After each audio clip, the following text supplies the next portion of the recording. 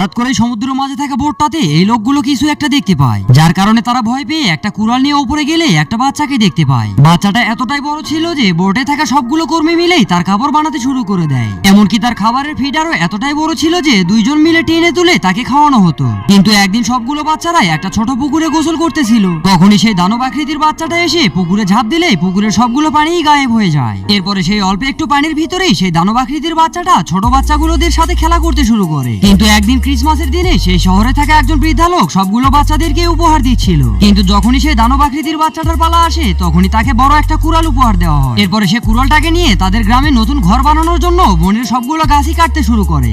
এভাবে সে কয়েক ঘন্টার ভিতরেই অনেকগুলো গাছ কেটে এক জায়গায় জড়ো করে এবং সেই কাঠগুলো দিয়ে ঘর বানাতে শুরু করে। কিন্তু এই কাজগুলো আগে থেকেই তাদের গ্রামে একজন কাঠুরে করত। কিন্তু তখনই সেই কাঠুরেটা দানব আকৃতির সেই বাচ্চাটাকে দেখে তাকে চ্যালেঞ্জ করে ফেলে যে আমি তোমার চেয়ে বেশি গাছ কাটবো, যার কারণে সেই দানব আকৃতির বাচ্চাটাও চ্যালেঞ্জ গ্রহণ করে একের পর এক গাছ কাটতে শুরু করে দেয়। এরপরে সে একে একে সবগুলো গাছের গুঁড়েই গুনতে শুরু করে দেয়। কিন্তু কিছুক্ষণের ভিতরেই সেখানে রাত নেমে আসে। তখন সে আগুন ধরানোর চেষ্টা করতে থাকে, কিন্তু সেখানে এতটাই ঠান্ডা ছিল যে আগুন ধরার সাথে সাথেই বরফে পরিণত হতো। তখনই বাচ্চাটা মাথা তুলে দেখতে শুরু করলে দেখতে পায় সেখানে সবকিছুই বরফে ঢেকে গেছে। তখন সে বরফ সরাতেই দেখতে পায় পশু পাখিগুলোও বরফে জমে গিয়েছিল, যার কারণে সে সাথে সাথেই পশুটাকে নিয়ে তার আগুনের উপরে ছেড়ে দিলে পশুটা সাথে সাথে সুস্থ হয়ে যায়।